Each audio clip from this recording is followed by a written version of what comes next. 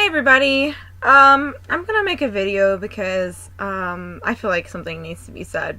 I'm just getting so much backlash and from a very, supposedly, love and light community, I'm receiving more backlash and hatred than I have ever put out to anybody. And I want people to understand me and know who I truly am, regardless of anything. I wanna explain my life. I want to explain what all I have been through. And I want you guys to understand me as a soul, as a person. I'm tired of people assuming things about me. I am the most loving and unconditional person out there. I understand people. I empathize with people. I'm empathic. I am so in tune with the world. I can't even rest. Like, I'm so in tune with a lot of things. Like, I care so much about everything that, I'm affected. I'm affected by it all. I want to talk about all this, because, like, I've been meaning to do this. I want to just give a biography about what all I have been through. I don't know if you guys can tell, but I'm a little out of pocket. I am literally, like, to be straight up, I haven't bathed in, like, a week and a half because I'm in such a financial rut right now. And I know a lot of people are accusing me, saying that I'm trying to gain popularity and fame. I'm trying to make money, da-da-da. I'm trying to do all this shit, I'm going to be straight up with you guys. Like, I'm not going to sugarcoat anything. I'm going to tell you straight up. Okay? I love you guys, but I'm going to give you some real hard truths here. I'm going to go ahead and start from the very beginning. As a child, I was 5 years old when my daddy touched me. Okay? I was 5 years old. I was so traumatized by my daddy touching me at 5 years old. I often had accidents on myself. I often went to the bathroom on myself. I didn't feel comfortable going to the bathroom. I had suffered so much trauma from that. And I literally, every time I had to go pee, the urge to pee, the urge to go poop, I literally, like, I felt like I was getting touched again. And oftentimes I would have problems with my metabolism because I was constantly trying to hold it in. Okay, like, you guys don't understand some of the things I've been through. But that's one of them. And then when I turned 7 years old, I got taken away from my family. I went into CPS, Child Protective Services. If you guys don't know what that is, please Google it. Okay? I lost my family. I lost my home at 7 years old. I was only allowed to see my brothers, my two brothers, my full-blooded brothers, my two brothers, only twice a month. Okay? And while I had other family, not one of them could fucking step up to the plate and take care of us as kids. No, because you know why? They're so wrapped up in their lives and earning a fortune and living a high societal life that they didn't give two shits about their niece and two nephews that were thrown in the system. And I'm just going to explain to you why we were taken away. Because my mother, whom I love with all my heart and soul, has had a very hard life. She got kicked out of her house from her parents when she was 16 years old. Okay?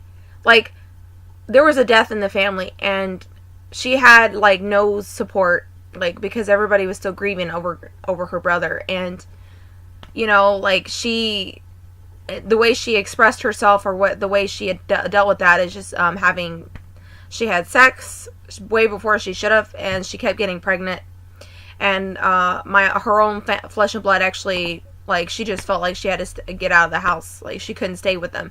So she's been literally, like, in survival mode since she was, like, 16 years old. And she had 7 kids, guys. She had 7 kids. And the first 4 were taken away because of the boyfriend at the time was on steroids. And then they went with their grandparents. But then she got remarried to my dad, who is now in jail, I might add.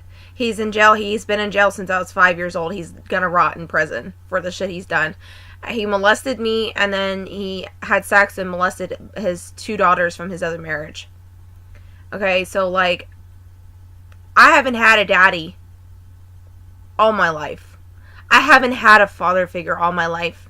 I got taken away at 7 years old. My mom could not support us. I went to school smelling like shit and urine. I had lice in my hair. I got bullied. At 7 years old, I was bullied at school for stinking so bad. Because my mom couldn't afford to keep get the water on, couldn't afford to keep the lights on. Okay, and we had just moved to Canyon Lake, and we had just gotten a trailer. But they were still working on the septic system and everything, you know, like, they were still trying to install some things to get it all set up, and I was stuck having to go to school. Really smelly. And while my mom did her best, she brought jugs from Walmart, big ass jugs of water from Walmart, and tried to bathe us, you know, like, you know, she tried her best with what she had. She didn't have all this money in the world. She didn't have all this money in the world.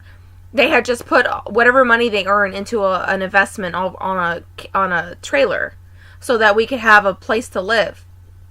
And she didn't have the extra money to put on the lights or the water, because the water in a septic was still getting installed and the property and so forth.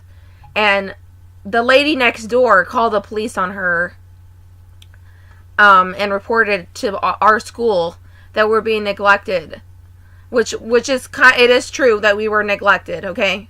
But my mom, I can understand my mom's position, because the way I'm living now, I could see why she was in such a bad, like, financial state. She was working hard, but she had bills to freaking pay off for a freaking house. She didn't have any inheritances. She didn't have any other help. You know, nobody in the family was helping her out. You know, she did it all by herself. She had to be the survivalist, literally. And I've lived that way for the most part of my life. So I got taken away at 7 years old, okay? And then I was thrown into CPS, where I got abused. I got more traumatized from being in the system than anything else, than in my domestic home. Like, I was often manhandled. I was mistreated. I can go on and on about the stories of all the foster parents that I have been through. Let me just tell you something. I was in CPS for 13 years, and I moved 21 times in those 13 years. That means I had 21 foster parents that could have been decent parents to me had they chosen to. You know, I didn't have the guidance that I needed. I didn't have emotional support. I lost everything as a kid. I had to be an adult at 7 years old. I had to be my own parent, because the foster parents and the system are corrupted. Okay? A lot of them are, and they're only in it for the money. Let me just tell you something about that too. They get $6,000 per freaking kid, and each foster home has like 12 girls in it.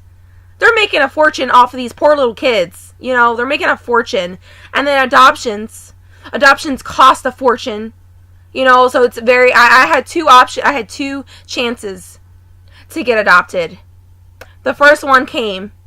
I was still 7 years old, and she complained that I ate too much. Like, literally, I spent one night with her. One night visitation. Spent the night over, and she thought I was going to be too expensive for her. So she declined to adopt me. And then the second time, I was deemed unadoptable, because I had post-traumatic stress disorder. I had bipolar disorder and depression and anxiety. Given everything I had been through in the system, and I'm gonna go into very detail about what it's really like to be in the system, because nobody understands. Nobody understands unless you lived and breathed through it. Everybody I know has good lives. You all have good financial stability. You have family. You have everything you could possibly need. It's time to be grateful for that. You had your mother. You had your father. A lot of you had somebody. Okay? Oftentimes, foster kids don't have anybody. I didn't have anybody. And the only two family members that I was allowed to see, I was only allowed to see twice a month. Okay? I was abused. At my first foster home, I got bullied. Because you know why? I was still having problems with going to the bathroom. Right? Why? Because I was still traumatized, still traumatized about the molestation event that happened with my dad. I was 7 years old and I had gotten over anything. And here I am, I'm having accidents, and then I'm starting to get bullied and made fun of in the foster home. You know, like, I remember I literally had an accident myself, and I had to I had to take a shower. And then I guess, like, a piece of it had, like, fell down into the drain, whatever. And then whoever came in there after me, like, complained about it, and they were like, poopy shower, like, called me poopy shower. I got mistreated.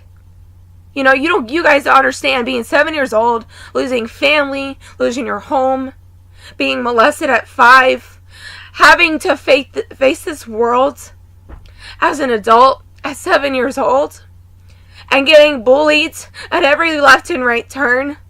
You have no idea what that's like. You have no idea. I still carry that pain with me. I still carry it with me. I have never forgotten the way I was treated. And I didn't do anything to anybody. You know? I'm sick of it. I'm sick of it. It's just like over and over again. And it's been that way all my life. I've been bullied left and right for being a strong light pillar. For being the embodiment of love and unconditional love. And I'm sick of being judged.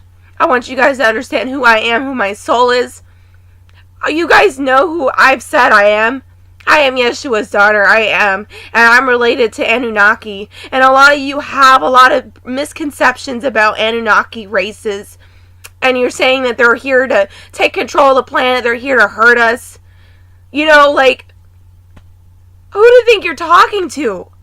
I'm here. I reincarnated. I chose to come into the shittiest lineage possible and transmute it and rise above it. Just for the sake of awakening, just to help this planet to be able to understand what all that's like. I chose to dip into the lowest of low. You know, to understand and empathize with those that are less fortunate. So I could understand it. You know? And I went through the system, okay? And I'm going to go into detail about what all I've been through in the system, because I'm still, to this day, my memories are sharp and clear, and I still remember every single thing that has ever happened to me in the system. And believe me, it's left an impact on this heart of mine, but I've never stopped being the love that I am. I'm just going to tell you. Okay, so I was abused. Okay, I was manhandled. I had people that were just, they had documentation about all of my triggers as a PTSD person that has PTSD. They had all of my medical history. They had all of my medical information, and I was often seeing therapists, you know, and when I would have, at 7 years old, having no control over any of the bipolar stuff, I would have mental breakdowns. I would have breakdowns, emotional breakdowns, and I couldn't control my emotions. I don't think anybody understands what that's like. Like, you have no power to control your emotions, like, at that age. Like, I couldn't control anything. And I was under spiritual attack because I'm also all for clairs. I've been psychic. I've been just so sensitive since I was a child. I used to see, hear spirits. I used to talk to angels. And at first foster home, I was getting attacked by spirits. I have a sister that can vouch for me, that actually witnessed me getting possessed as a kid, because I was so sensitive. And those things that knew who I was were trying to take over my energy field, was trying to take over me. And at 7 years old, having been through all that trauma already, you know, I had no control over myself. And so, yeah, I got mistreated a lot. The way that they would address me, the way they would deal with me, is they would send me to a mental hospital. And then they would dope me up. I was on, like, I want to say 7 to 13 pills every day, twice a day. Okay, they had me drugged up on, like, high dosages of lithium. That's the first thing they do in CPS, is they drug these kids. They pile these kids with all these pharmaceutical drugs. And until the point I'm literally just drooling over myself. I'm literally just, like, sitting there and drooling over myself. Like, staring off into space. I'm not there. Like, that's how it was, how intense it was for me. That's how many pills they had me on. I never felt like the pills were working. I never did. I never felt like the pills were actually going to help me.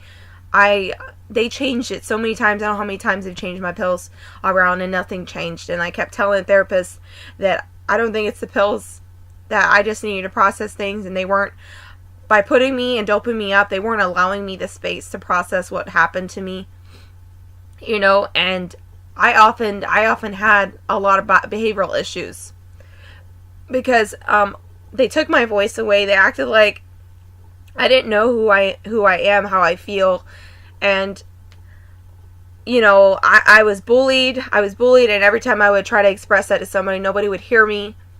You know, I was often misunderstood. People would assume that I'm just acting out. I was a bad kid. This is how they label foster kids. They label foster kids as bad kids because of their behavioral issues. But they don't understand that there's an underlying issue.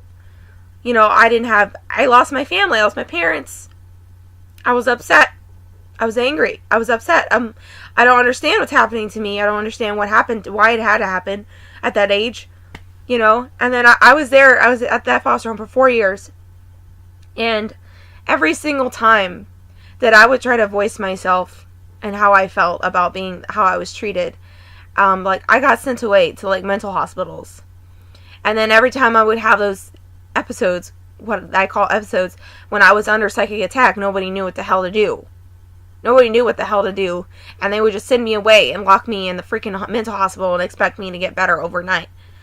You know, they were expecting me to stay in there for several weeks, and that's the only way that they would allow me to stay in their home, is if they could send me away whenever they wanted to. Okay? And then, so, like, that's basically all they did in that foster home, and then I moved. I moved to another foster home, and a lot of the same things happened to me. A lot of the mistreatment.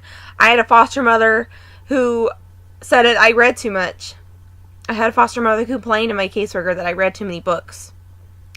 Given the things that I could have been delving into, like drugs and alcohol, you know, or sex as a preteen, you know, reading books incessantly. I was reading books because I love to read. It was just a way for me to escape from my reality. I would draw, I would sing. You know, these were my coping mechanisms for processing. And they allowed me the space for my healing. And I had a foster mother who knew that. Who knew how much I enjoyed reading. Who knew how much I enjoyed singing and writing and drawing. And would take away my books. She just she basically told me caseworker to take away my books. Because she thinks that I read too much and it's just for me to escape. And she doesn't like that, apparently. And what did my caseworker do? She takes away my books. Because you know why? Because she needed to place another child in that home. Because she didn't have another place to put the child. So she succumbed to every whim that this woman wanted her to do. Even though it was unfair to me. Just to have another child in that home. That woman, I want to tell you, that woman was the worst woman I've ever been in a home with. She had 3 boys. She had 3 boys of her own. And she had about 6 girls that were foster girls. And we would come home from school, all of us, even her boys. And what would her boys do? They would sit down in front of TV and game consoles and just play games. And then what would we, as foster kids, do? No, we were expected to do chores. We were expected to do dishes, sweeping, mopping, vacuuming. We're expected to do all the chores in the house. Clean the toilets. That foster mother made me clean her toilet, her personal bathroom. And believe me, she was in a really nice neighborhood in Cibolo, Texas. Let me just put it that way. She had a really nice bathroom, a nice house. And all the kids that were in her home, foster kids, were her little slaves. Okay? And she would have me go and scrub her toilet and her bathtub and her sink and basically wipe down the cabinets in there, sweep and mop, take out the trash, you name it. I was doing it all. Put all the laundry, put it back in the basket. It was her bathroom. And if she did not like how I did it, she would make me redo it all again. She often did this to me. She antagonized me. As she loved it. She enjoyed it. She loved pushing my buttons. You know, there were times where she would come in my bedroom and then just start screaming at me and then trigger me, knowing that one of my triggers was being yelled at and, you know, and being touched. Being touched and being screamed at were one of my major triggers, and I would have blackouts. And so she would deliberately do all this stuff, and she was already well aware of all my triggers. She would sit in with my therapy sessions. She would hear me talking to the therapist. She would wear the mask of she actually gave a shit about me, and then she would turn around when nobody else was there to monitor her and treat me like shit. Okay, and I had the worst behavior in that home because of the things that were going on, and nobody was listening to me. Nobody was hearing me out. Every time I would go before the judge, and I would try to express some of the treatment I was facing in the home. I didn't have a right to speak because I wasn't 16 years old yet. I wasn't 18 years old. I didn't have a legal right to speak on my case. No, everybody else was the one speaking for me. And there were some placements or RTCs that I went to. They're called residential treatment centers. They're basically alternative foster homes for kids who are in higher levels of care. So, for example, I went from being moderate to an intense level of care.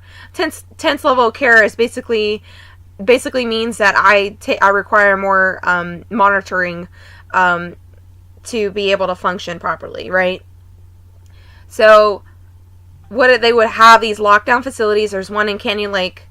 It's literally like a prison. Literally, it's like a mixture of a mental hospital and a prison, and I wasn't allowed to have personal belongings. I wasn't allowed to have belts, bras. I wasn't allowed to have any yarn in my pants. I wasn't allowed to have iPods, technology, pencils, pens, paper. I wasn't allowed to have hygiene products in my bedroom. No, they had all of my hygiene products. Anything that they had available, that is what they would give us. Some some fucking hospital shampoo and body wash crap. You know, some shitty ass freaking soaps, man, and it was like prison. And the way the bedrooms were designed, there was 2 girls per bedroom, and they were like installed in the wall.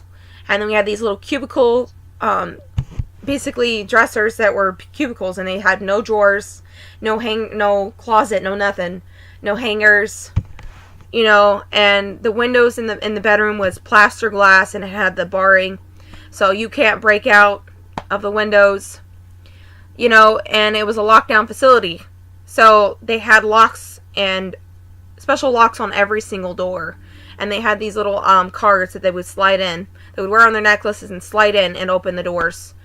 And we weren't allowed to go outside.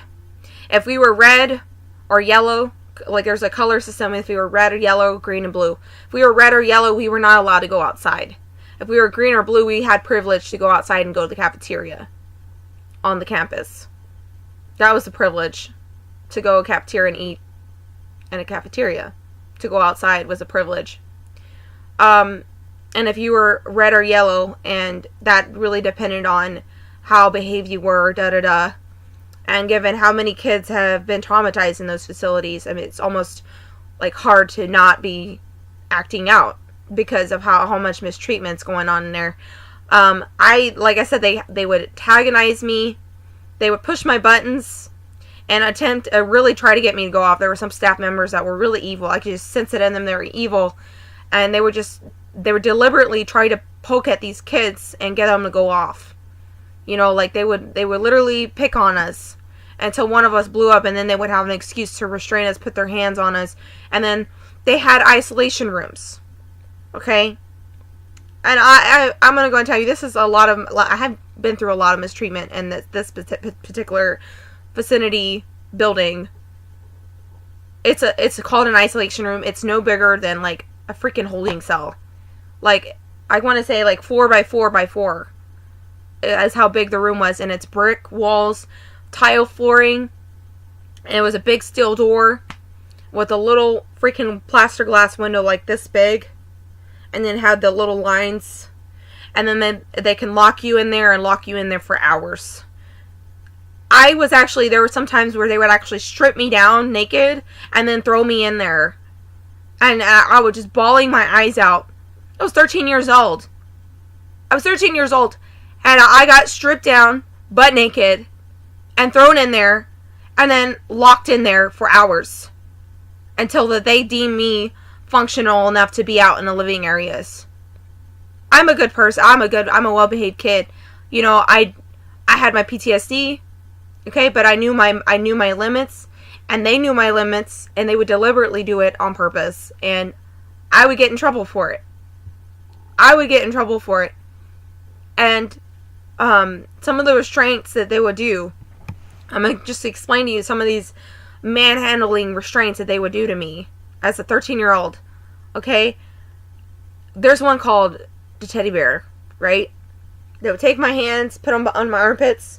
A staff member would sit behind me, and then they would grab my wrist, pull them under my armpits, and then stick my feet out straight like this, and I'm literally sitting down on my butt, and then they would take my arms, pull them backwards while they're crisscrossed across my chest, and then push with their upper chest and knees. They would push my head down into my crotch. And then I had another staff member holding my feet down, my feet together and down, pressed to the floor to restrain me. And it is very painful for a 13-year-old to have that excruciating pain on the spine, given how unnatural it is.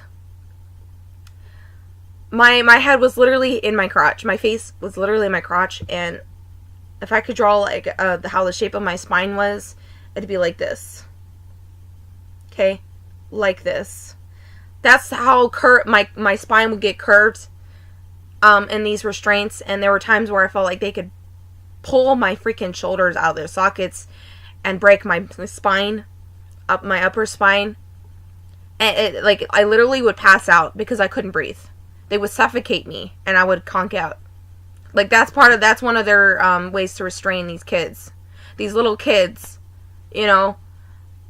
And they're grown-ass freaking men and women that are sitting here doing all this shit. And it's unnecessary. You know, given that they could have just sat down with the child and hugged them and told them everything's going to be okay. Be emotional support instead of treating them like they're a criminal for being upset about their life. How bad it's gotten because it's out of their hands. What has happened to them. And it's like we got punished. We got punished for acting out, for being upset about the shittiest things that happened to us. You know, like, it's just like, it's stupid. You know, the government is very crooked, and the system's very crooked. I've lived and breathed through it. Okay, guys, like, I know what it's like not to have anything. I know what it's like not to have anything, and I deeply sympathize with those that don't have anything. I deeply sympathize with homeless people, kids that don't have father and mother in their life anymore, orphans. And you know what I can't stand? I can't stand snotty people. I can't stand them. Not because I'm jealous of them, but because how ugly they are inside. But how unappreciative they are of everything they have in their life. And I remember spending majority of my teenage years just, I went to public high schools, and I just remember looking around me and seeing how all these, like, rich kids were acting. I'm just like, they don't even realize how, you know, blessed they are. I had a friend, not even a friend of mine, but I had overheard somebody saying, like, complaining about how their dad didn't buy them this phone, their mom didn't get them a car they wanted for their 16th birthday. And I just remember thinking, I'm just like, be thankful you even have a mother or a father. Be thankful, because there are kids out there who don't have a mother and father, who actually give a shit about them that much, that want to make sure that they have everything they could possibly want. You know, and to be honest, I don't agree with all that. I don't agree with giving kids what they want. I think that we need to teach kids how to be empathizing of others, and keep in mind that there are other places in this planet that are way worse. And I think a lot of kids these days forget that, you know, the world doesn't revolve around them, and the things that they have is not something to be boastful about. You know, it's something to be appreciative of. You know, and there's a lot of people that don't appreciate anything that they have in their life, you know, and take it all for granted. And so, and then another I'm going back into the restraints because I'm getting off topic, but anyway, the second type of restraint that they would do on me was what they call a T-bone. So they'd lay me down on my stomach, stretch my arms out. I want to say about 5 or 6 people would be on top of my body, and I was 13 years old. And so they had me in this T-bone, and they had my feet together and pressed down. They had people pressing down on my ankles, and then they had 2 people on each arm holding my arms down. And then sometimes there was somebody that would sit on my back And I would literally, like, suffocate because I couldn't breathe in that one either. And there have been cases where they went overboard and they would just shove my face in the dirt. Like, they would just literally just grab my hair and just shove my face in the dirt. I had a police officer do that to me because I tried to run away from a facility. I tried to run away from a freaking facility where I was getting abused. And I got tackled by a cop, and then this cop grabbed my hair and shoved my face into the dirt. I had dirt in my mouth. Like, I wasn't hitting him. I wasn't being aggressive to him. I was just trying to get away. I was trying to get away from the hellhole that I was stuck in. And a lot of people don't understand why kids run away from foster homes, why they run away from facilities. It's because every single potential figure in their life has done something cruel to them, because they're not their actual parents and they don't actually give a shit about how that kid feels. You know, they don't care. They really don't care. All they care about is that paycheck.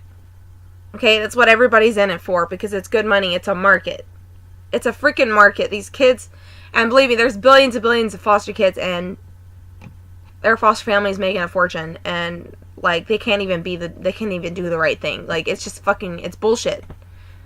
You know, and I bounced around so many times, and they would do the same shit to me over and over again. Like, almost every place I went to, like, somebody would do something. They would do something to instigate problems. And then I would get upset, and then I would get in trouble. And then I would get reprimanded, and then I would get punished. I would be the one to get in trouble. And it literally got to a point where I started shutting off my emotions. I got so tired of being so sensitive that I shut off my emotions. I shut off my feelings. I stopped giving a shit. I stopped giving a crap about what I was going through, and I started rebelling. I really started acting back. Acting out on purpose and fighting back. I literally got to a point where I just started hitting people back, because they would put their hands on me and they would manhandle me, and then I just would get, my PTSD would kick in, and then I would just black out, and then I didn't know what the hell I was doing at that point. And there have been many cases where that happened, and I've done some serious damage.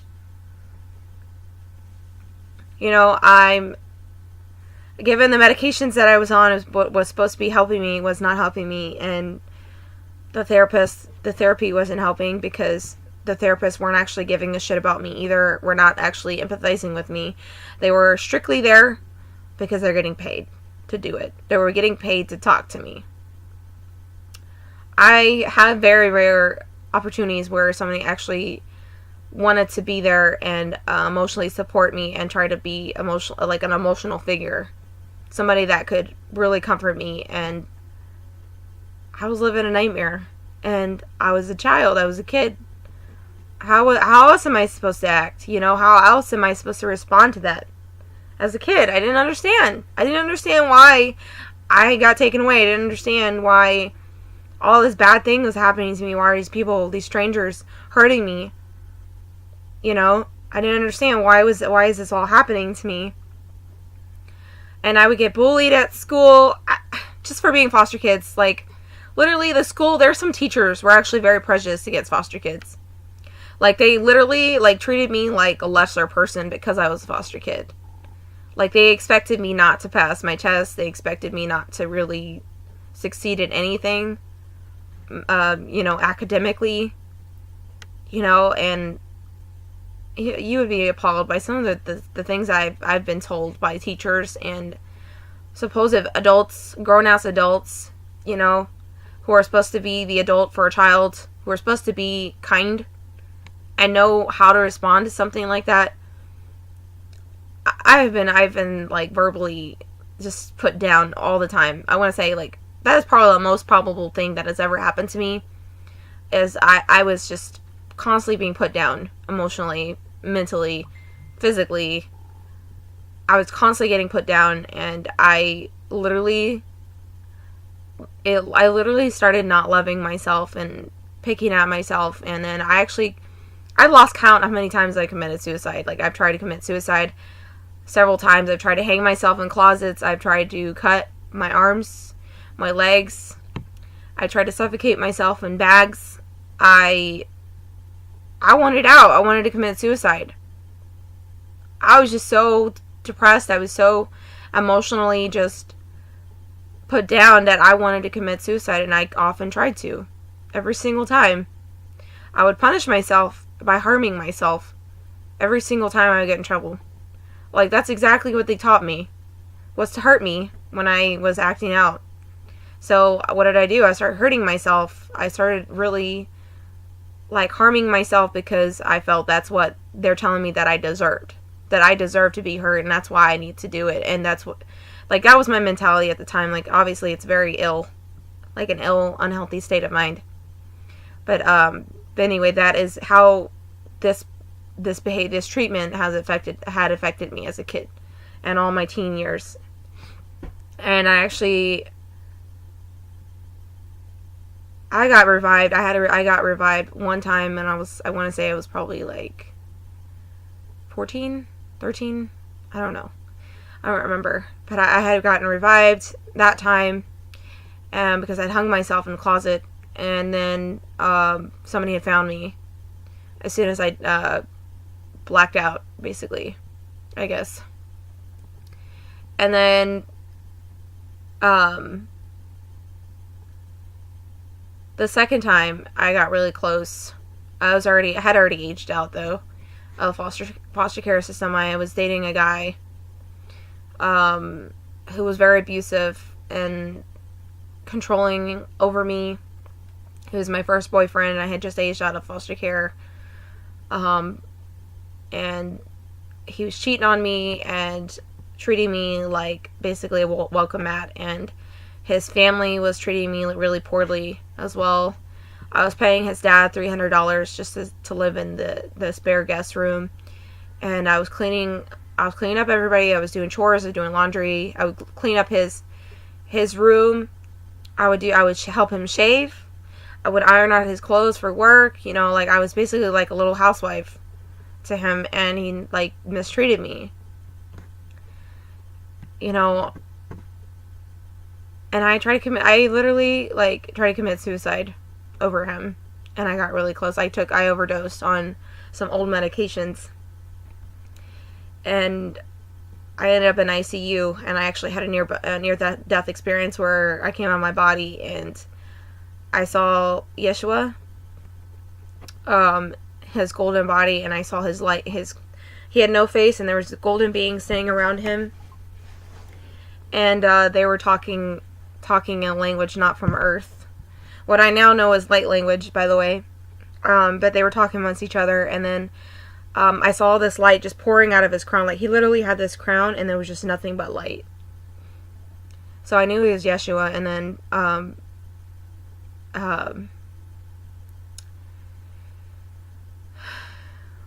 like, they passed me around in that energy body. They passed me around in a circle, and they chanted over me, and they healed me, and they brought me back into my body. And I remember feeling myself hooked up to all these machines. There was a machine that was forcing me to breathe because my body was paralyzed. Like, I couldn't move anything in my body, couldn't move the tip of my tongue. My body shut down. But I could feel myself being put back into my, basically like an empty cell of body, and freaking out because I couldn't move anything. I couldn't move anything. I couldn't move the tip of my tongue. I couldn't open my eyes. I couldn't breathe on my own. I couldn't speak. I couldn't do nothing. I was just like a soul stuck in like a lifeless body. That's how it felt to me. And so yeah, I had that near-death experience. And let me go back into before I aged out.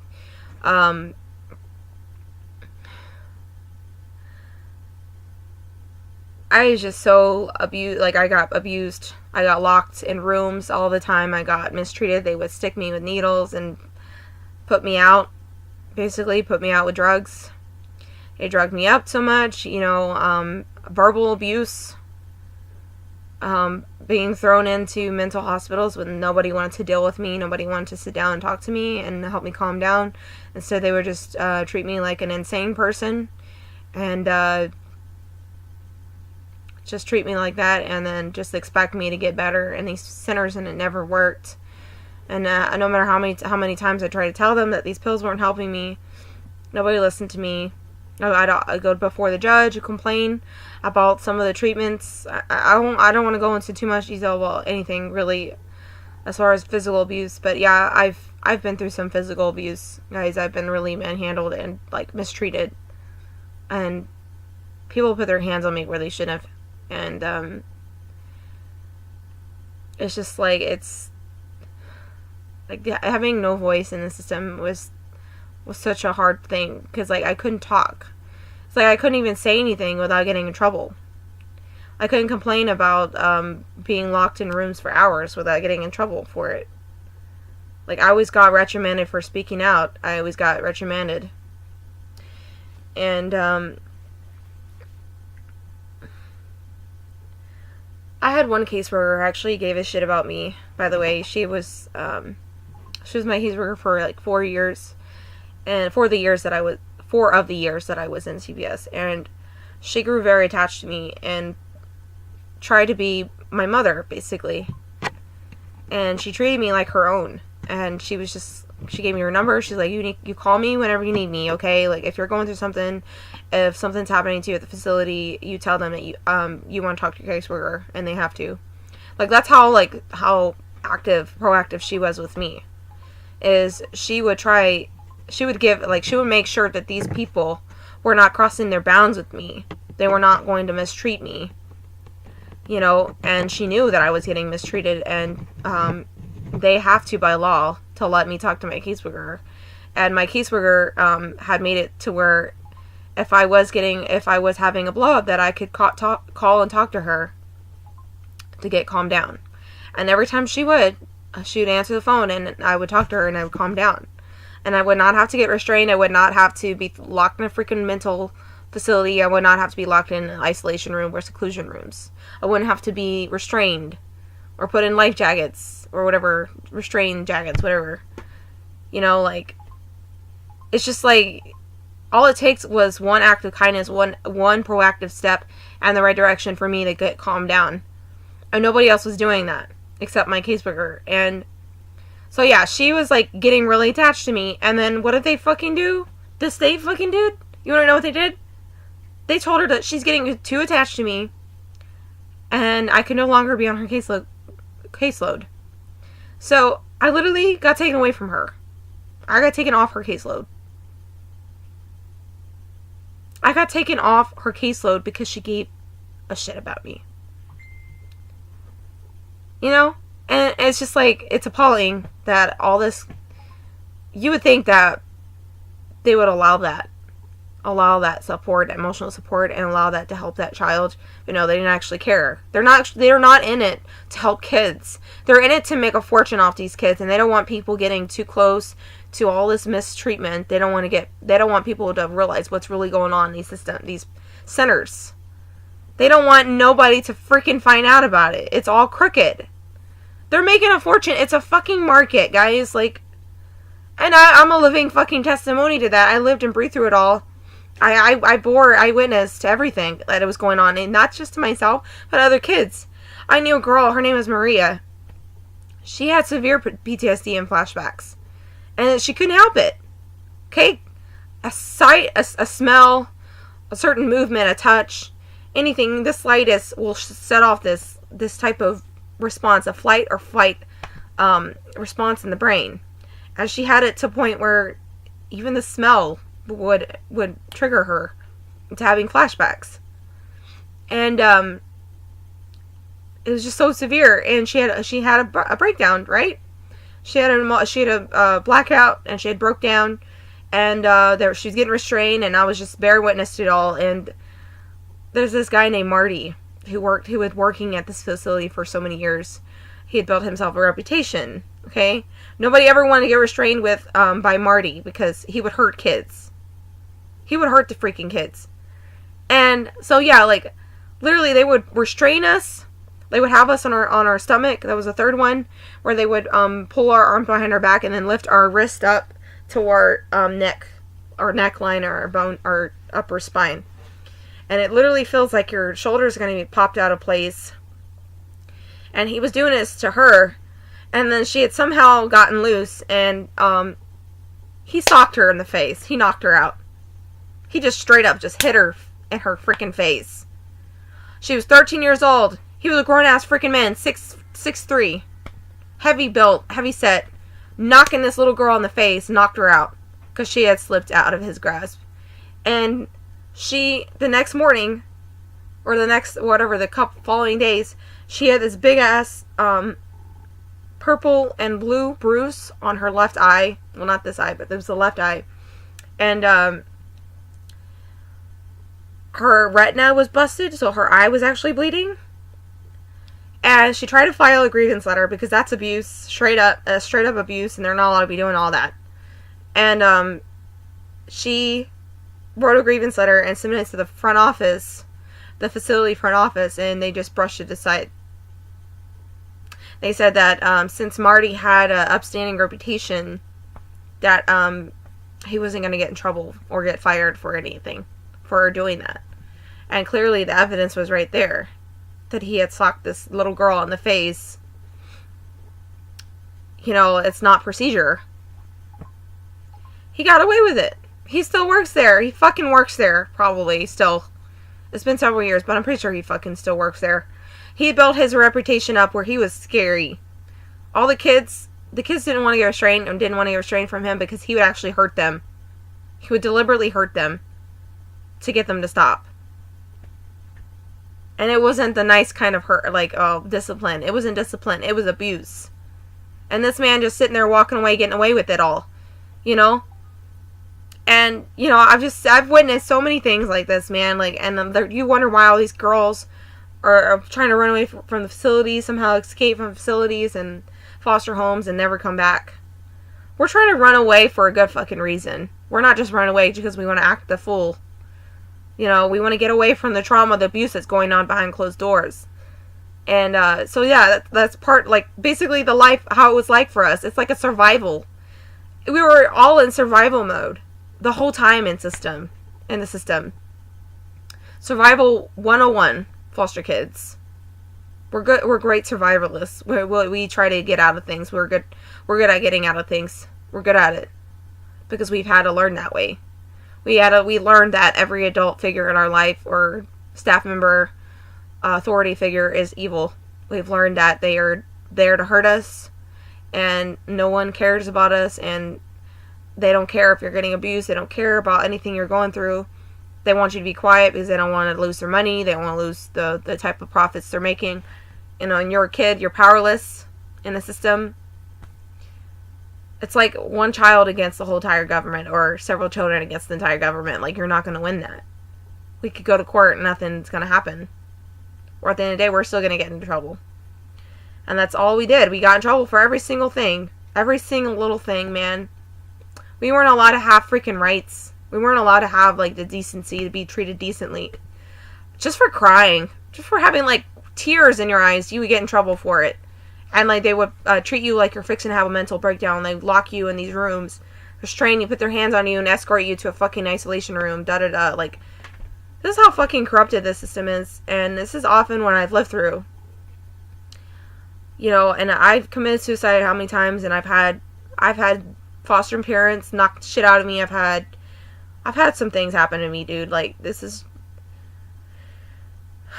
it's not a good life to have as a kid. Growing up, I didn't have sugar and cookies. I had abuse, and I was constantly being treated like a criminal.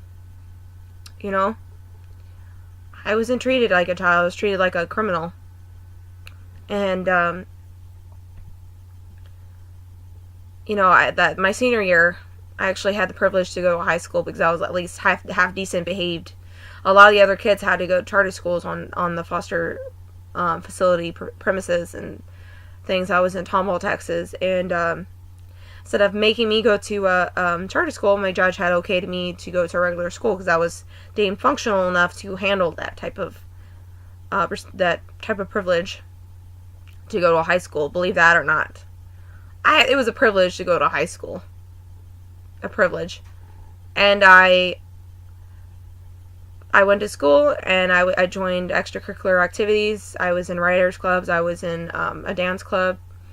And I was on my homework all senior year. I spent all of my time studying. and doing homework and drawing and writing, singing, dancing. I would do all these things. These were things that I enjoyed doing, things that were better for me. I love to read. I was reading, you know, and I graduated from high school, A's and B's, all senior year.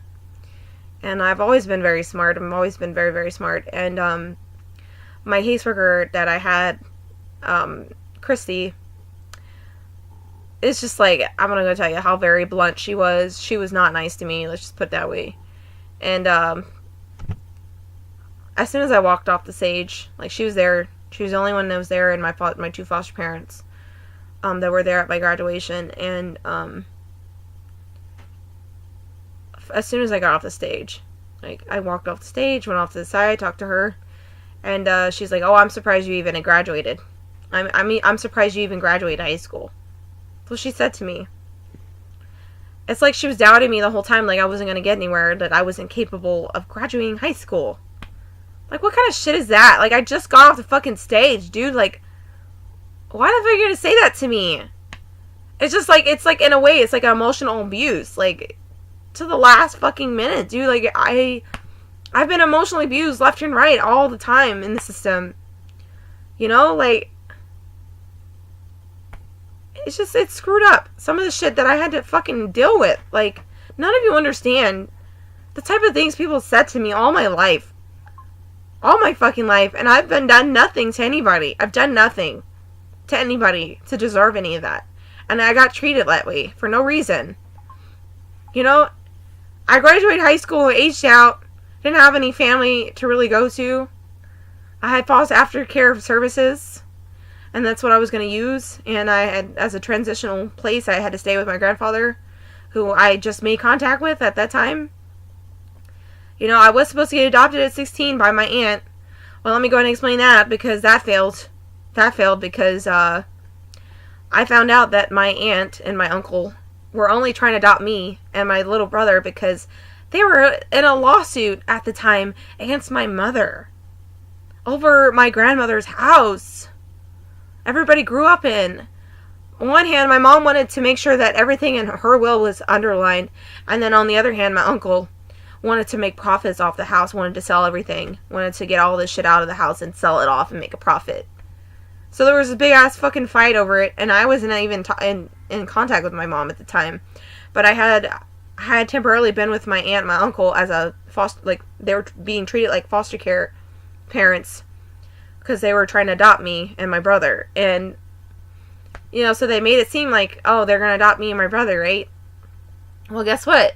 I didn't find this out until after they had canceled the adoption, but they canceled adoption, said that me and my little brother fought too much. Like, we would have, like, little bickering, because, like, that's what brother and sister do. We would pick on each other and bicker, but we knew that love was there. Like, we wouldn't, like, beat each other up or anything.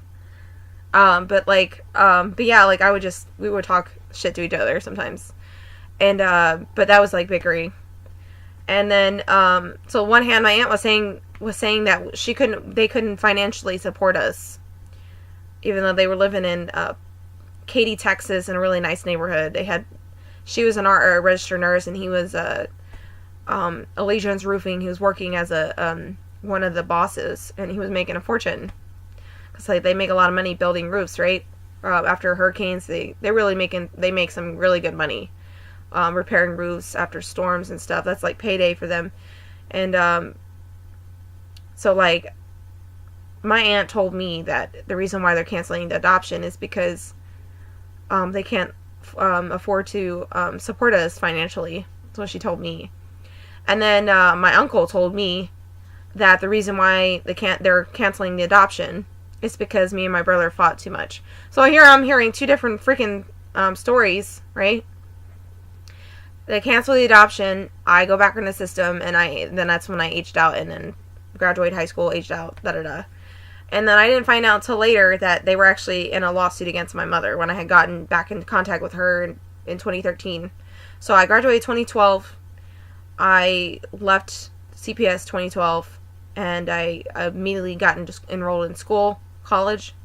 Well, I'm sorry, community college, and was doing my best to get my aftercare services underway. And I was staying with my grandfather, my mother's dad, for 3 months until he just kicked me out.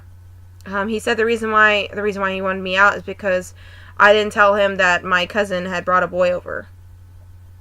I had no idea that I didn't know that, because I didn't communicate with them, and they didn't tell me to watch her or report to them anything that she's doing when they're not there. And so she had brought a boy over, and then they were pissed at me, so they kicked me out. So I got kicked out after 3 months, after I just aged out of care. And then the only person I could go to was my boyfriend at the time, because I just met him online. As soon as I enrolled in college, I also met him on Facebook. And so we started seeing each other, and then I ended up moving in with him and his family, because I had nowhere else to go. I didn't have any other family to go to, because, type of shit I've had to deal with. And but yeah, all that shit happened with him. I ended up trying to commit suicide. And then I had to move out. I ended up getting an apartment for myself with my financial aid at the time. And so I was able to afford a cheap apartment. It was $500 a month. And I was in Rosenberg, Texas. And I had my own apartment. I was there for 12 months. I finished my lease, and then my little brother passed away. My little brother committed suicide. He was 2 weeks away from graduating high school, and he hung himself in a closet. He's my only youngest brother, and nobody knew he was depressed. Nobody knew what he was going through. He wasn't open about it. He was always very giggly and laughing and making jokes all the time. Comedian of the family was basically, and everybody wanted him around. He would go to my aunts and uncles who were supposed to adopt us, but ended up canceling. He would go over there often, and he would spend 2 weeks over there at a time. And every time I wanted to go see them, I was only allowed to stay for a couple of days. My uncle Joe fucking hates me because I look just like my mother at this age. He has such a strong hatred against my mother that he's allowing it to bleed over into his potential relationship with his own niece. I could just see it in his eyes. He never fucking wanted me there. He never wanted me around because I look just like Lisa, my mom. And that's why I was only allowed to stay for a couple of days, because he would constantly asking my aunt, when is she going to leave? When is she going to leave? Da, da, da. He always wanted me out of there as soon as I just got there. I wasn't even allowed to spend time with my cousins that long. And, it's just I don't have a relationship with any of my family because everybody pushed me out. Everybody. Nobody gave a shit, really. Because I'm talking to my mom, and everybody's hating my mom right now, and they blame her for everything. And while I can understand their perspectives, but that's still my mom. Thus far, my mom has been the only one that's really come through for me whenever I needed it. I needed help moving, she would help me move. When I needed some money for groceries, she would help me out with groceries. When I would get myself stuck in a situation, she would find a way to get me out of it. She'd find a place for me to go before I got this camper. My mom has done a lot for me. And there have been times where we fought and we've had arguments. But my mom has, number one, been the one to really step up to the plate. And nobody else could, really. So I'm just there were times where I did get in fights with her, and then I would have to ask for help from somebody else. And there were times where nobody else was willing to help me. So I gotta give it to my mom. My mom really has done everything that she didn't have to do for me, but she did it anyway. And I want you guys to know that I've been in poverty since I've been born. So I don't want you guys thinking that I'm super rich, I'm super snotty, and I'm entitled and I'm above others. I don't think that way. I don't see myself above others. Regardless of my past lives, regardless of anything. And just to explain that, my culmination into my soul's awakening, I went through a soul awakening at 19 years old. After I had my near-death experience, after my little brother died, he served as that and the near-death experience served as a catalytic experience that opened me further into my awakening. So literally since I've been 19 years old, I went through a major transformation, and I got off medications. They had me on. The state had me on. I've been doing so much better without them.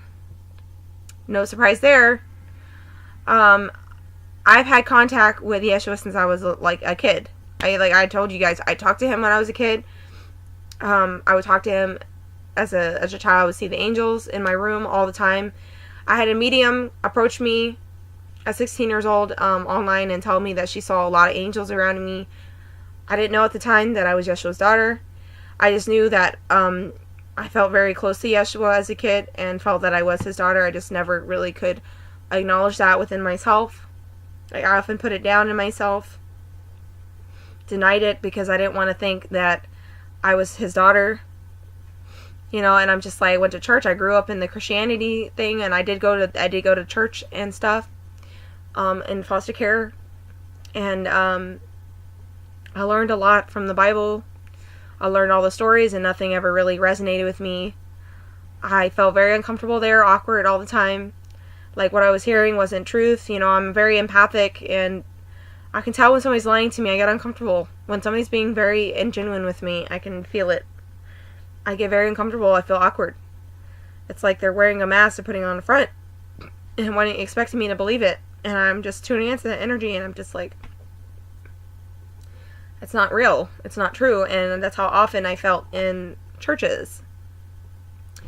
So, like, it's just the fact that, like, I had that close bond with him, and there have been times where I was, especially during the times where I was getting severely traumatized and I was finally left alone, and I was just bawling my eyes out till my face hurt.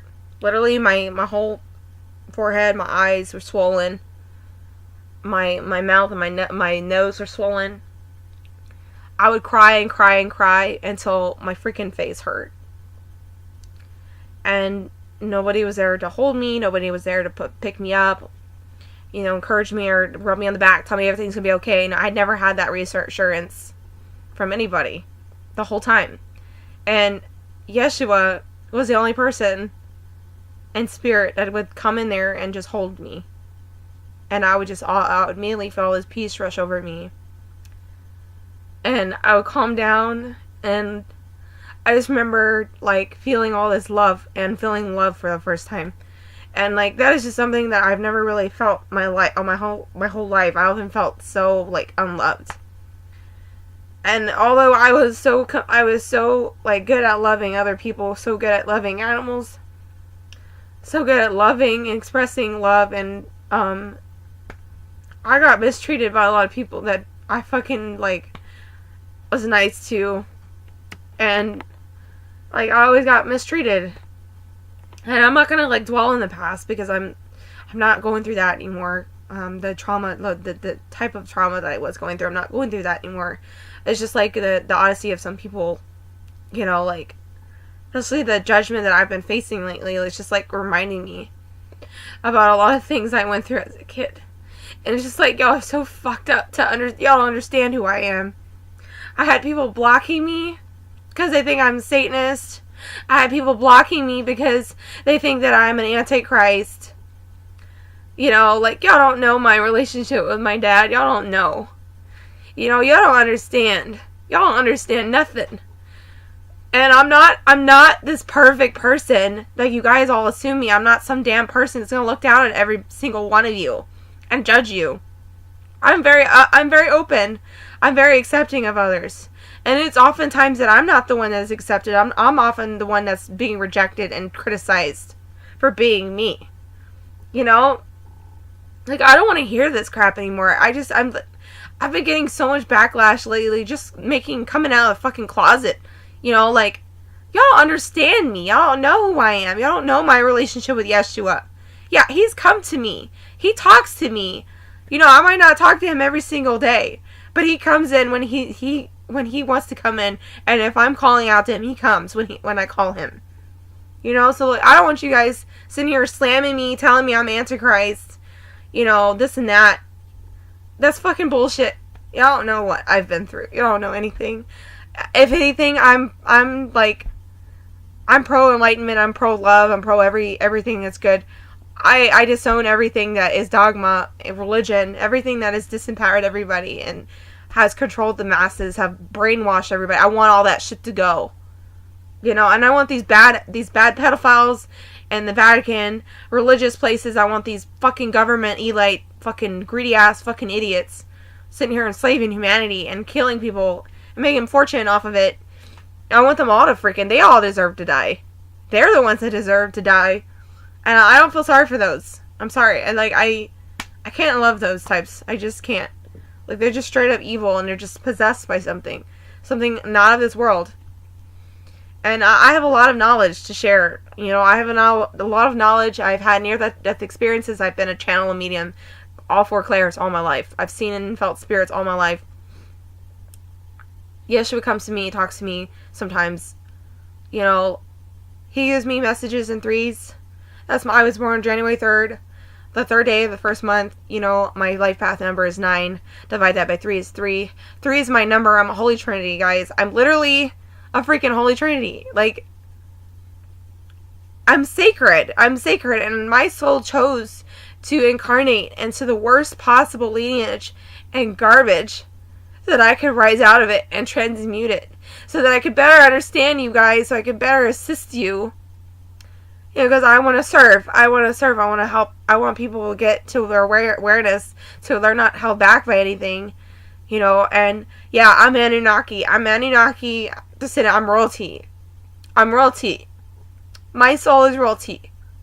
But I don't sit here and I don't fucking enslave people. I had some fucking douchebag of a friend message me today. This is why I made this post, because I'm sick of it.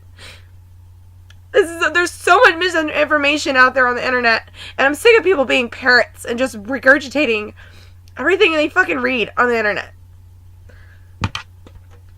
And I've channeled Annunaki royalty, I've channeled King Nanner and Prince Utu Shamish, and I know their energy, I know their souls. They're very pure, they're very loving, understanding souls, compassionate.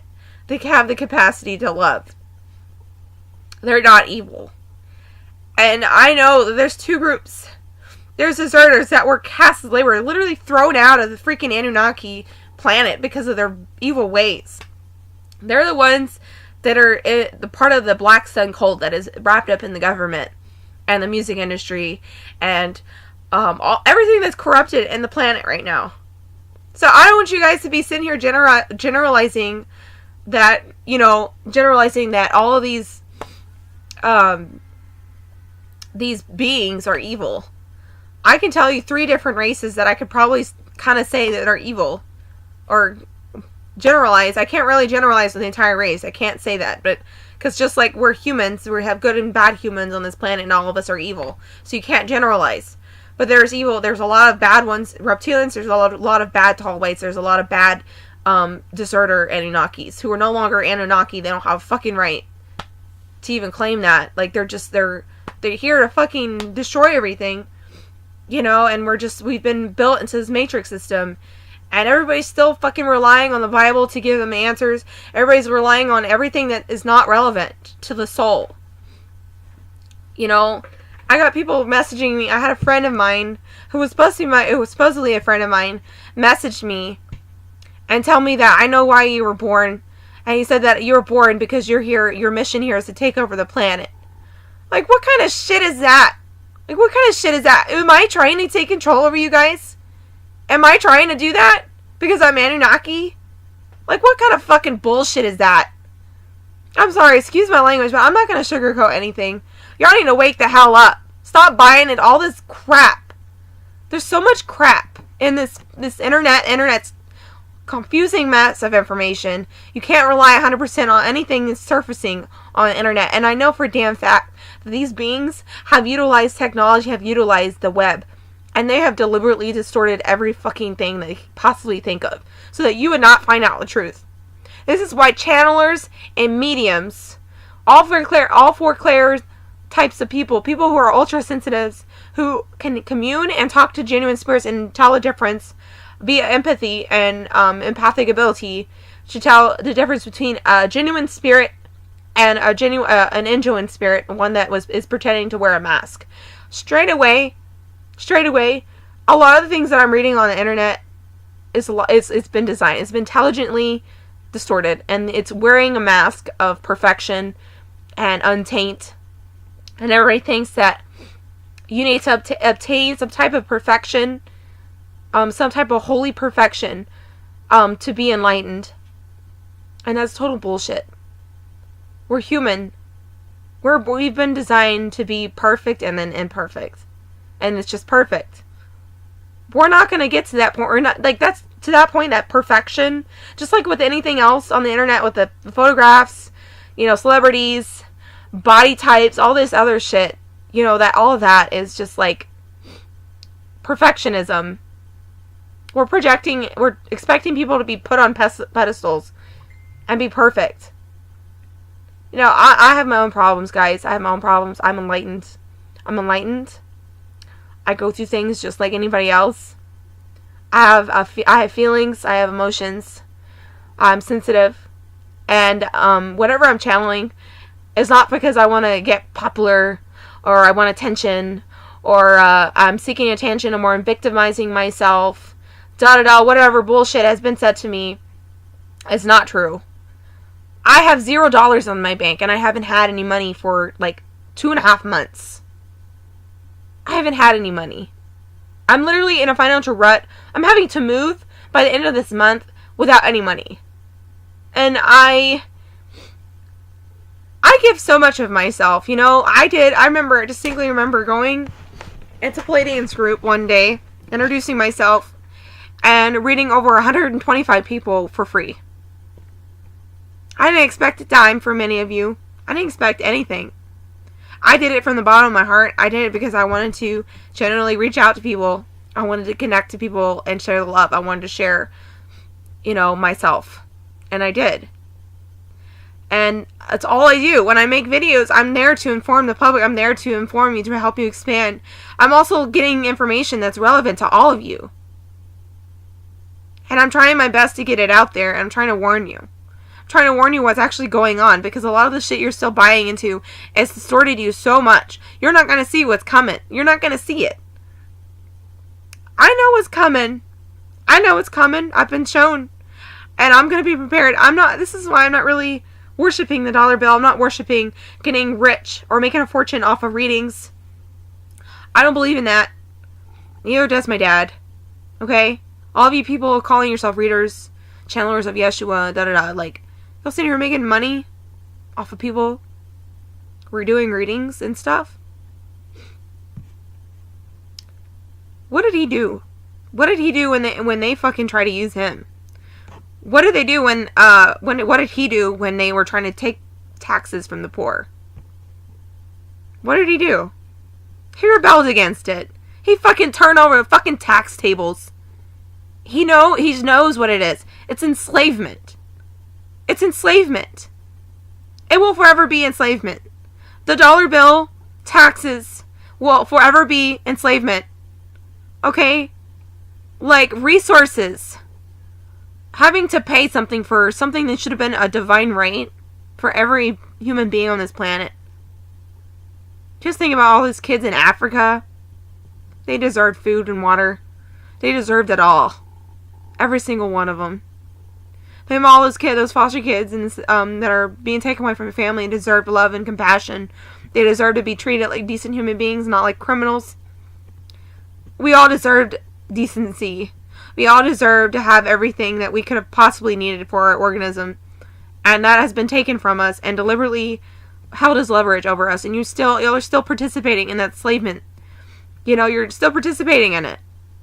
I don't see how you're raising the vibration of a dollar bill by doing readings when people can channel for themselves. You can teach them to open their own channels and be able to connect to spirit. That's how you really you move mountains. That's how you really help people. You teach them to do it for themselves.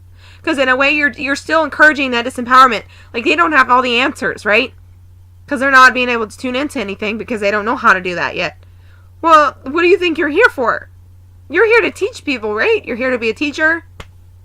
You're here to channel, right? I channel for free because I gave a shit. I channel because I actually see things that I'm not even trying to channel. And it has a lot to do with the government's agenda. It has a lot to do with some catastrophe that's coming. And I know I'm not the only one. I'm not the only one that's had dreams, that had lucid experiences. I've seen some things.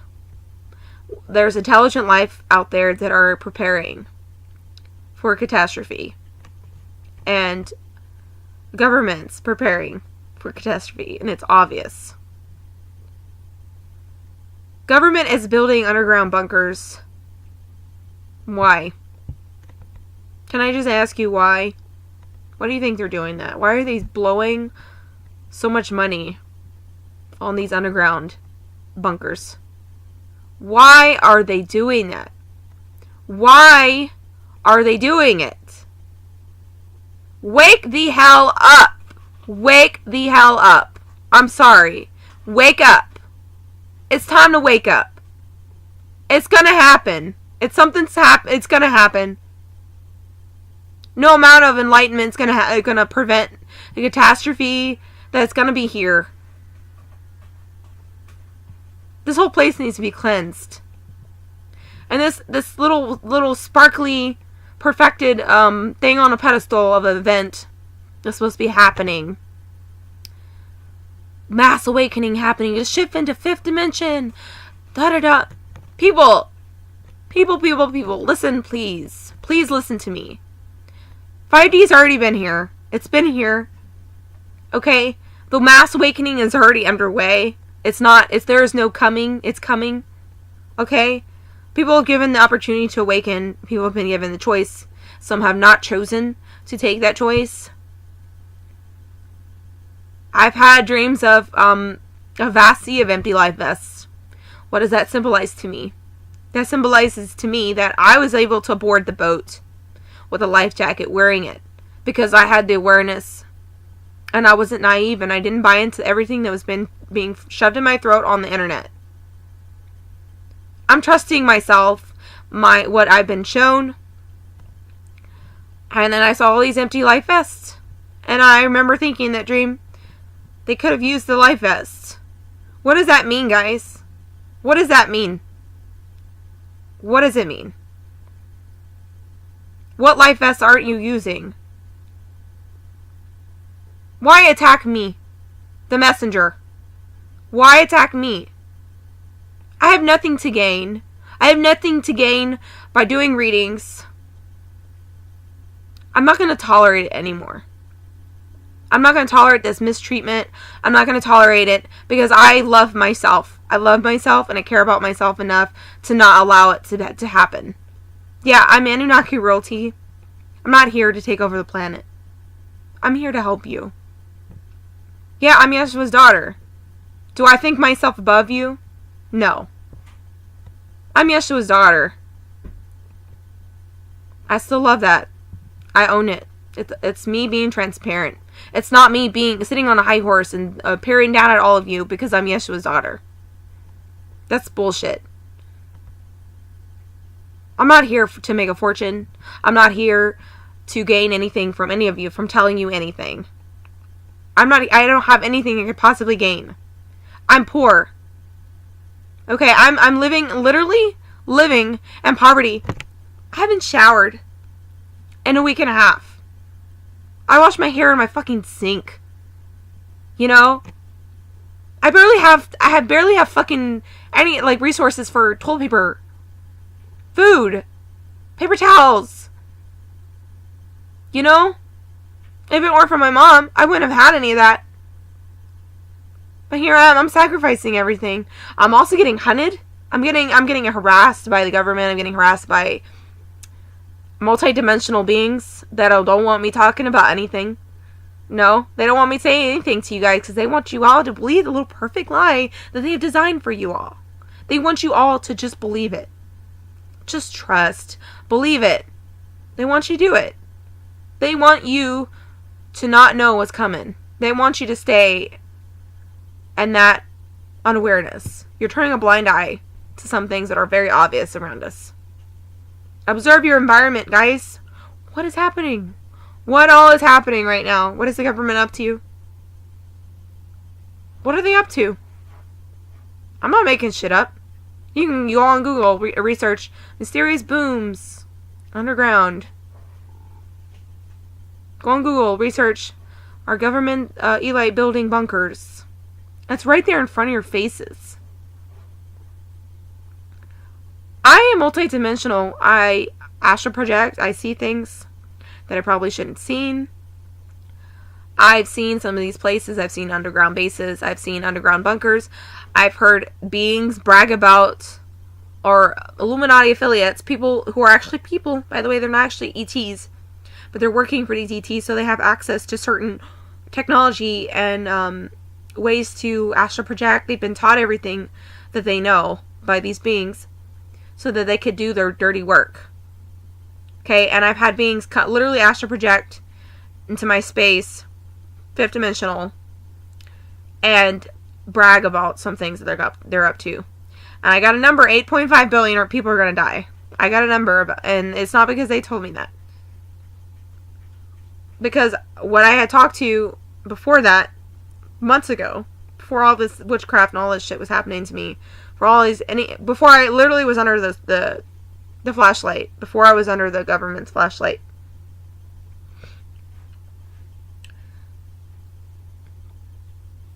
I talked to some extraterrestrial beings from the Astronaut Galactic Command Federations of Light.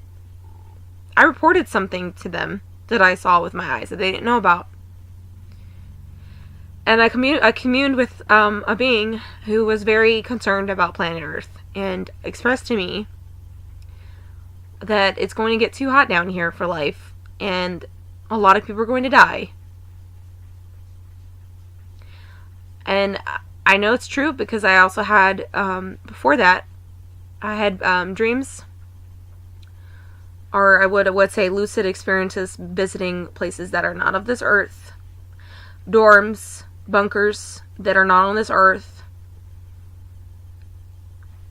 I visited them. It was like a trial mode for me, a trial experience, and they were showing me they're building dorms for refugees. And I remember wondering why the hell they're making dorms for refugees, for Earth refugees. What's going to happen? Or we're going to need to be taken off this planet. It's just so obvious how, like, some of this information comes to me and then, like, the proof comes later. You know, I know government's up to some things, and I've talked about it in a lot of my videos, and nobody listens. Very, very little people have watched my videos, and I'm just like, this is why I had that dream. The dream of myself being on the lifeboat and only a couple of my friends being able to be saved. That's why there was a big giant mass of a sea.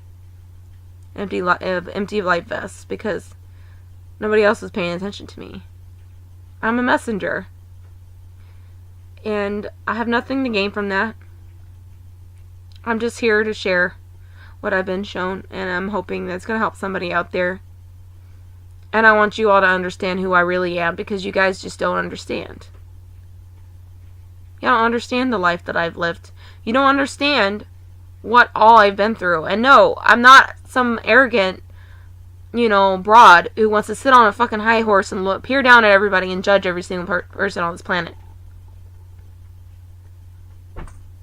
I'm a no-nonsense lady, okay? I don't take shit from nobody. I've been raised, the way I had to grow up, I had to defend myself. I had nobody there to defend me. There was nobody there to defend me, so I defended myself. And I will defend myself on any forum if I need to. And I don't care if you think that I'm Luciferian. I don't care if you think I'm Satanist. I don't care. You don't know me. You don't understand anything that I've been through. You don't know my experiences. You don't know what I'm channeling. I have no possible thing to gain from sharing these things from you. And it's obvious. So I'd appreciate it if people would treat me very decency. Like, please watch how you interact with others. Are you coming from a place of love and light? Are you going to practice what you preach? You want to say that you're enlightened enough to know the difference between a channeler channeling a bad spirit, but yet you're sitting here attacking me for just speaking? For just posting? Doesn't make any sense to me. And I'm sorry to say this, but man, I've had several people block me after becoming friends with me after I just assisted them with something and opened my heart up to them. They turn around and stab me in the back and you allow their own perceptions, their distorted perceptions about races and the division, and just continue the same cycle over and over again, and use that as justification to deny me friendship, to deny me the authenticity that I am. Like, they have the authority to tell me that I'm not the real deal, I'm a false prophet, like, I'm this and that. Who knows me enough? Who knows me in this forum well enough to know that about me? Have you been with me my whole life? Do you really know me? Or are you just gonna just judge me on the surface? Like, judging a book by its cover. Y'all understand what I've been through. I've been to some very dark places. But I know for damn sure that I've never worshipped the devil. I never worshipped anything that wasn't of the light. And I sure as hell am not delivering messages from the damn devil or anything else that is not of the light. I'm just speaking truths that nobody's ready to hear. And I'm sorry. But I've got to do what I got to do. So I want you all to just take a minute to reevaluate how people have addressed me. And I honestly, like, I forgive you all. I forgive you all for every single thing that y'all all have said to me. Every single word. Every action y'all have made against me. I forgive you all. I love you all, and I pray that you all find the truth. I pray that you all find the guidance that you need at this time. And I don't need to be friends with you. I don't need to be friends with you. You don't need to be friends with me. You don't need to agree with me. You don't need to support me. You don't need to pay me. You don't need to do anything for anything that I've done. Just want to make that clear. My heart to the world. And I'm sorry that people think that Anunnakis are bad. I'm sorry that me being an Anunnaki is just such a bad thing for everybody. They felt the need to treat me like shit.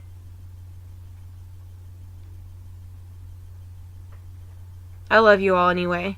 And I hope you all get out of those situations that you're stuck in. I really hope you break out of the matrix. I really do. I really do. And I hope that one day y'all remember me, everything that I've said. I hope y'all remember me, and I know you will. People will remember my name. Not because I wanted the fame and popularity, but because the things I said are going to ring true at some point.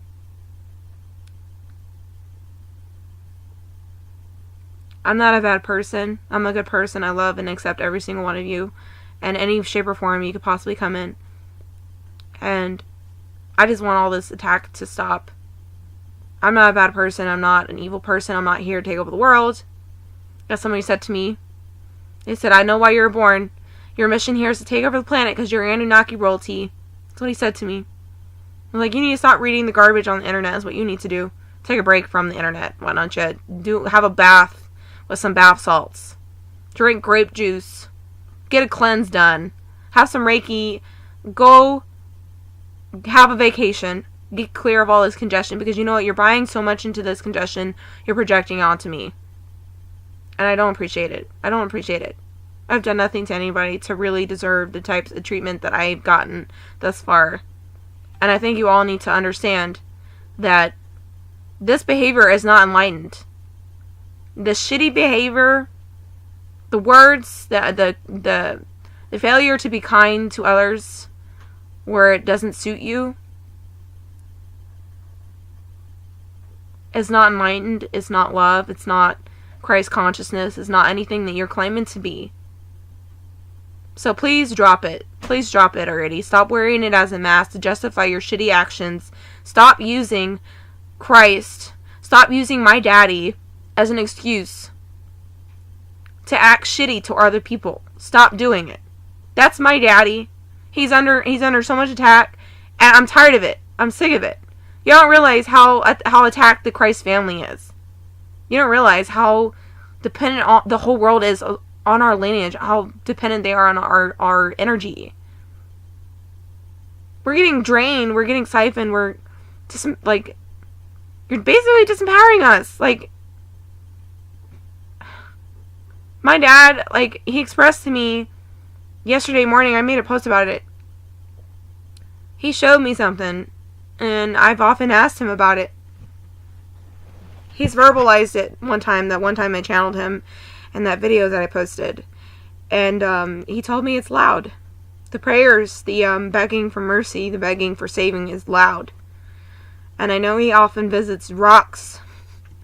He tries to go meditate often on the other realms to get away from it all.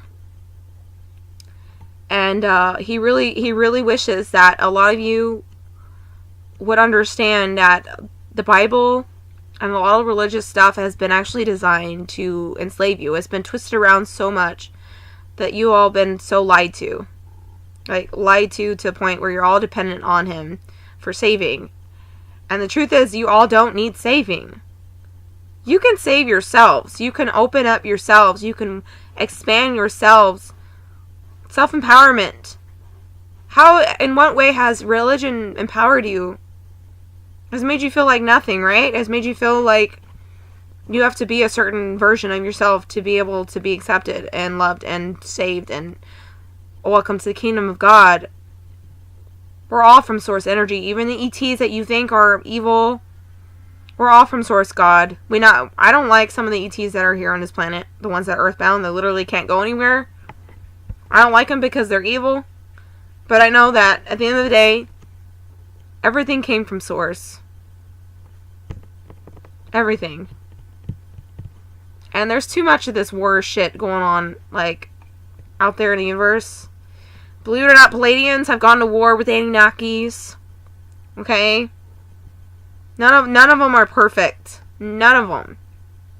Okay? Like, there's been wars between the Greys and other races. They've used nuclear wars. They are not these, like, perfected beings on pedestals, guys. They've gotten themselves into some things too. That is basically like a ripple effect.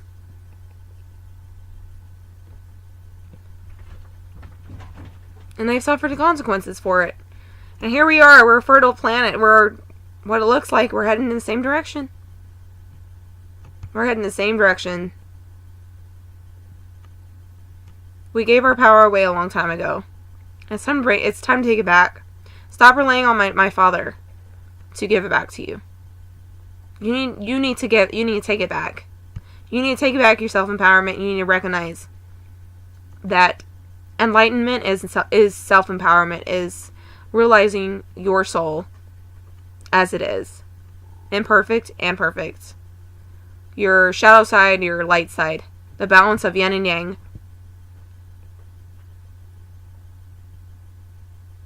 Yeah, I'm Annunaki royalty. I belong to Yeshua's lineage from past lives. I can attest to that. I can tell you things that he showed me, past lives of what he showed me. I was often abducted. I was abducted in past lives. My union story with me and my twin, believe it or not, is very popular in movies. Y'all know the movie Titanic and Romeo and Juliet?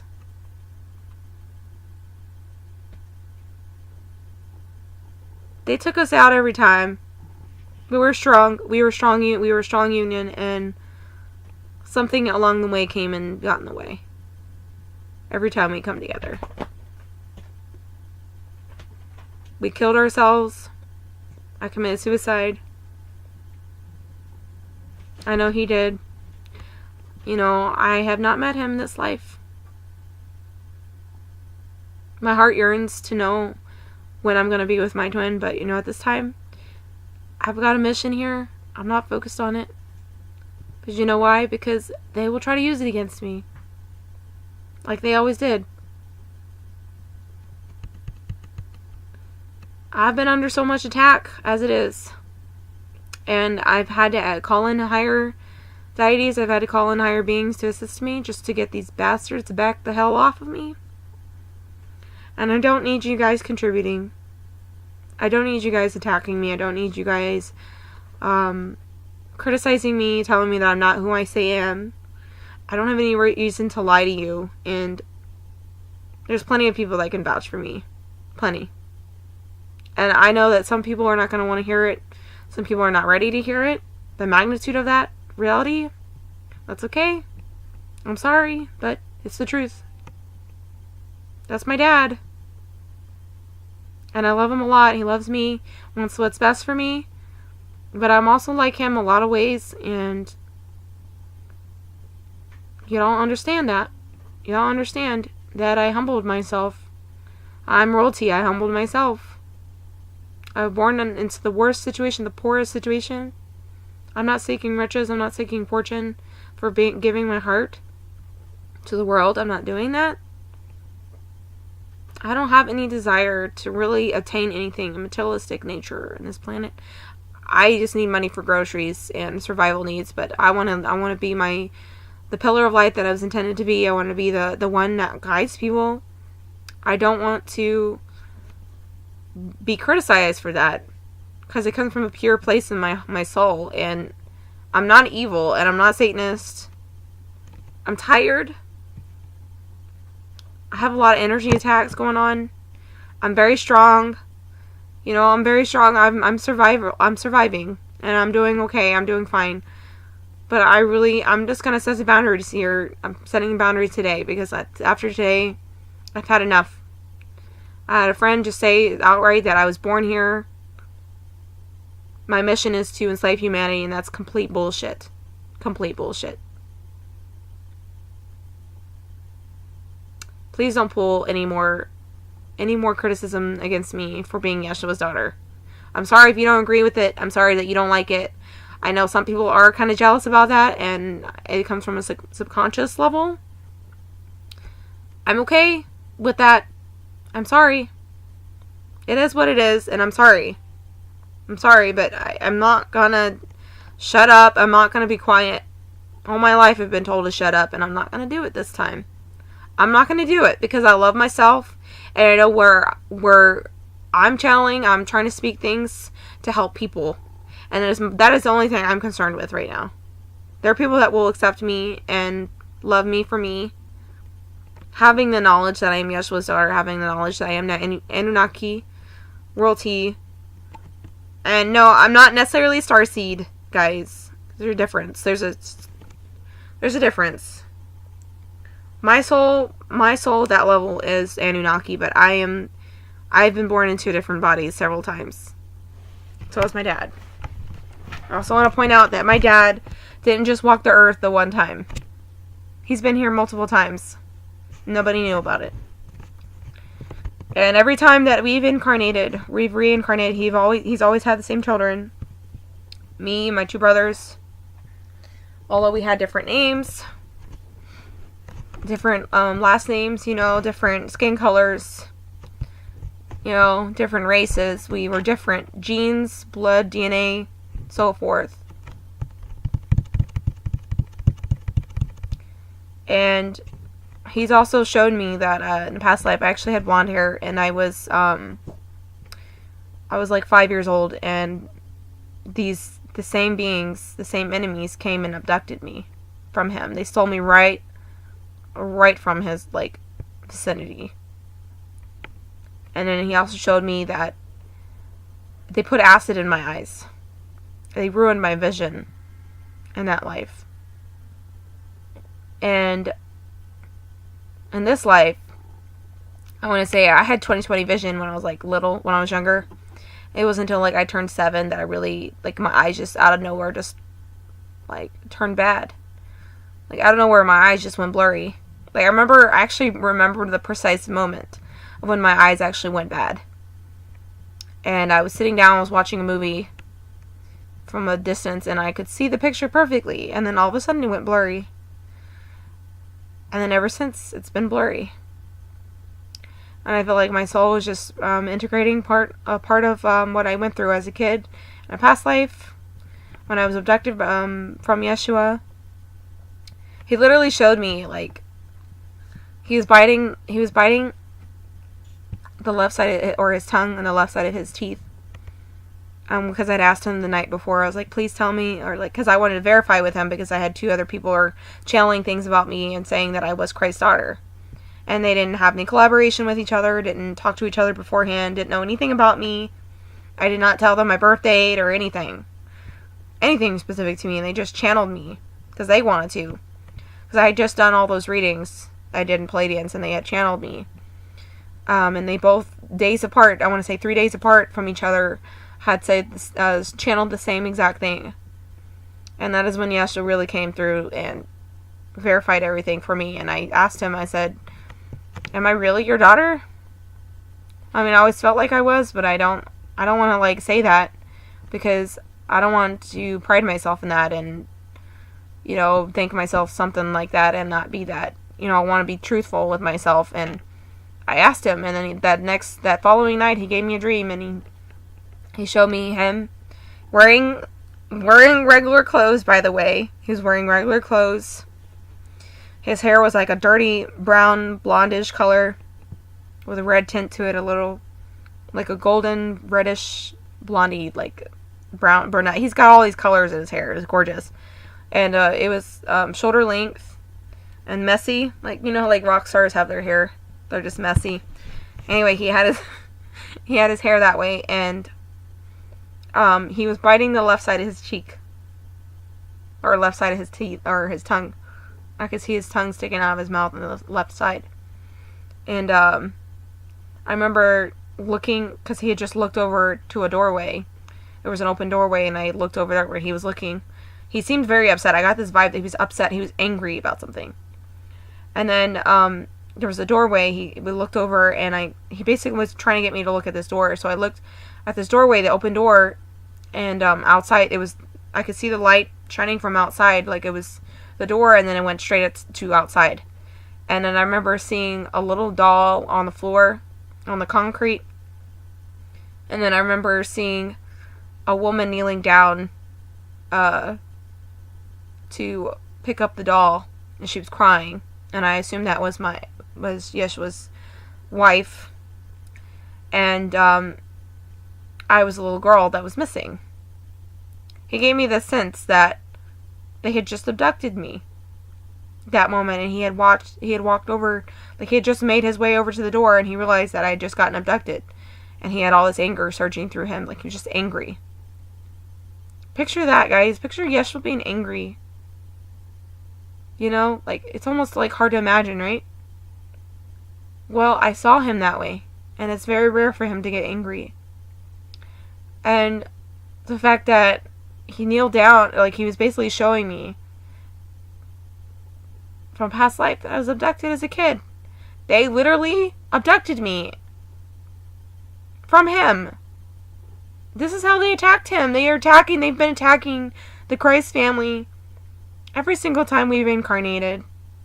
Okay? They attacked my union every single time. You know?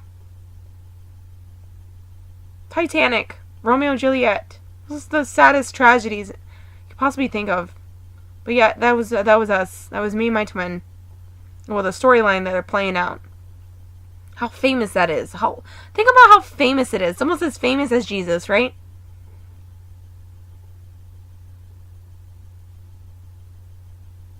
It's all famous for a reason, because that was me and my twin.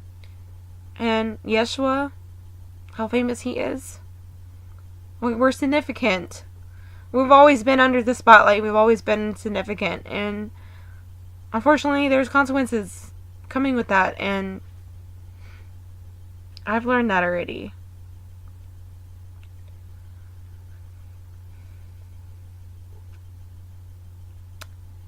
My dad does not like anything that's being said to me. I've had enough of a hard life as it is, and I don't need people being ugly to me just because they think they can. Because they think they can use him as a way to justify how they're treating me. I'm not going to sit here. I'm not going to tolerate it, and I want you all to really know who I am. And no, I'm not a phony. I don't have nothing to gain from calling myself Yeshua's daughter. I am what I am. I'm going to speak my truth, and some of you are not going to be ready to hear it. Y'all aren't going to want to hear it. Some of you aren't going to believe me. That's fine. This is my path. It's my path. It's my right. It's my divinity that I'm living and experiencing. And no amount of opinions or hearsay is going to stop me from doing my mission. No amount of backlash and criticism, no amount of threatening me with the Bible and telling me that I'm going to get punished for saying that I'm Yeshua's daughter. That's absurd. Why would Yeshua punish me? Why would he? It's not in his nature to punish anybody. It's just like, it's so obvious how disconnected people really are, and they think they're really channeling Jesus, and they really think that they're doing what they're doing is right, and it's not, and it's just like, it's so obvious. To me. It's obvious, because I know the energy of Yeshua. I've seen him in his full glory. I've seen him in his full glory and his total empathy. There have been times where he broke down in front of me, because I'm going to be honest with you guys, I've had a difficult relationship with him a little bit because I grew up without a father figure, and I have difficulty expressing comfortability with that, being close to a father, and I often saw him as a father, and he knows that, even though he didn't birth me, or he wasn't the biological father this time, but I'm still his daughter at the soul level, and we arranged it a certain way, and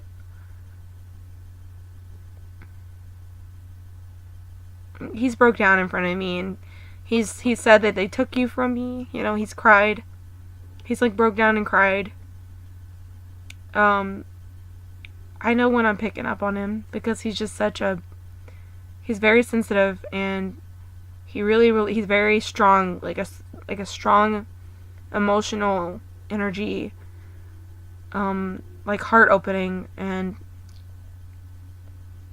he's just, it's unmistakable.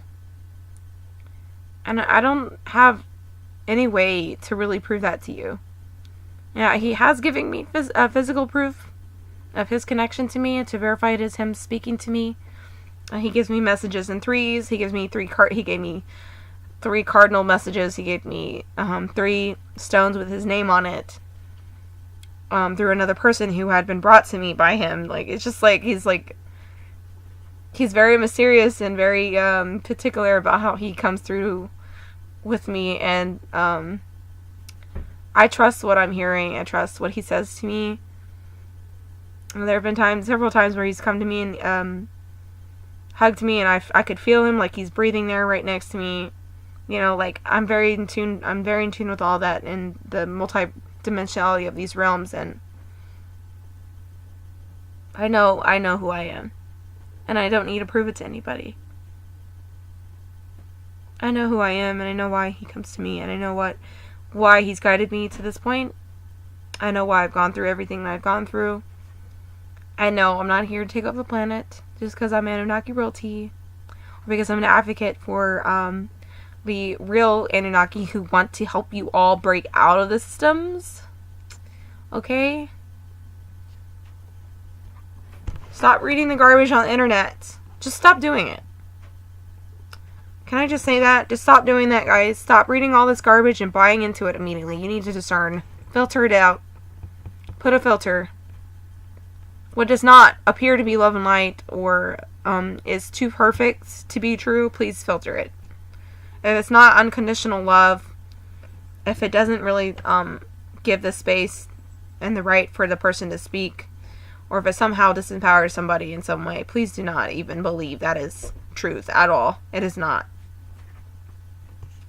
And anything that's related to ETs and all the garbage that's surfacing, especially by the Anunnaki, I know a lot of people are very, very particular about all that.